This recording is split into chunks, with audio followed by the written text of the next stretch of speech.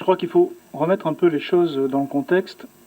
La réforme de la TGC, c'est une réforme qui a été voulue par les partenaires sociaux à la demande des syndicats pour sortir d'un système qui est générateur de prix élevés.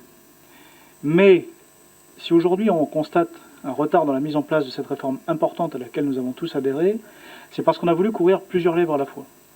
On a voulu se servir de cette réforme pour faire de l'électoralisme et pour promettre des choses qui étaient irréalistes. Il y a 2 ans, on promettait des baisses de 9 à 12% des prix, ce qui est complètement insensé. Et qu'est-ce qui s'est passé? Eh bien, on a monté les syndicats contre les chefs d'entreprise. On a, là où il fallait du consensus social, créé des tensions. Et tout cela, eh bien, a dévié la réforme de son objectif prioritaire, qui était de moderniser la fiscalité. Donc si aujourd'hui on ne tient pas les délais qui étaient promis dans l'agenda partagé qui a été signé, c'est à cause de cela. Et moi je tiens à saluer la sagesse des partenaires sociaux qui à un moment ont dit « ça suffit, ça suffit, il ne faut pas se tromper de combat, il faut mettre en place cette réforme et il faut arrêter de nous mettre dans des situations de conflit ». Et ils sont venus ici, en commission, nous dire qu'eux avaient trouvé, ce que le gouvernement n'a pas su faire, un compromis pour pouvoir avancer et sortir de ce rapport de force. Et donc aujourd'hui, eh bien, on est en train de revenir à la réalité. On revient à la réalité parce qu'il y a urgence pour le pays, parce que la situation économique est effectivement très mauvaise, parce qu'effectivement, contrairement à ce qui a pu être dit dans une conférence, on nous disait que les ménages, les entreprises avaient confiance dans l'économie. Aujourd'hui, le rapporteur nous dit exactement le contraire, et tout nous le prouve. La baisse des recettes fiscales, du budget de répartition, les difficultés que l'on a à trouver des ressources pour financer la santé.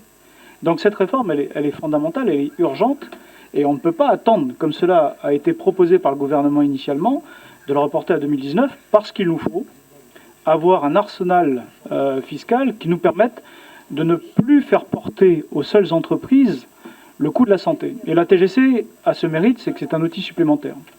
Donc nous sommes favorables à ce qu'on avance au plus vite dans la mise en place de cette réforme, évidemment en faisant en sorte que les entreprises soient prêtes, mais nous serons extrêmement vigilants et nous ne suivrons pas des tentatives qui viseraient à reproduire ces erreurs, c'est-à-dire à essayer de mettre en place ce qui ne marche nulle part, une économie dirigée, une économie socialisante, où on veut régimenter les marges des entreprises, on veut régimenter le calcul de leur solde intermédiaire de gestion, parce que toutes les autorités compétentes, l'autorité de la concurrence en métropole, que ce soit Jean Tirole, prix Nobel d'économie, que ce soit aujourd'hui l'autorité locale de la concurrence, nous disent que ça ne marche pas. Ce qui marche, quand on veut maîtriser l'inflation, c'est de réglementer les prix, mais il faut laisser les entreprises faire ce qu'elles ont à faire. Il faut arrêter de faire de l'économie comme au Venezuela. Donc nous soutiendrons les mesures visant à mettre en place cette réforme au plus tôt, mais nous serons extrêmement vigilants sur les détails pour qu'on ne reproduise pas les erreurs qui ont été faites dans le passé. Je vous remercie.